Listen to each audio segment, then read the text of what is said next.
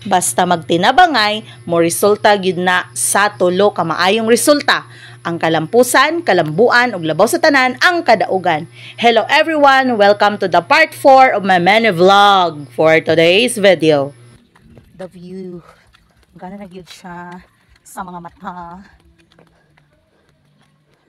Kira ang mga colors and everything. Nag-video ko today as my vlog. Mayroon na ay remembrance ang purok ani nga day sa mga kahagok nga gihimo sa mga tawo. Labi na gyud to sa straight nga sa iyong mata. Unya dugay sa buli sa kapunon tungod lang sa pagtabang and ma-realize ng mga ideas. Salamat sa atong tanan. Dito diri sa tulay. Kaya na sa kuhaon ang view.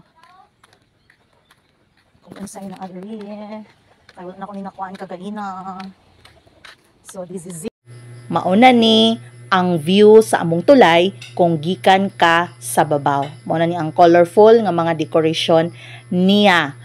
Sa unahan ana, mauna na ang highway. Dinha ang timailhan nga pasulod ka diri sa among purok.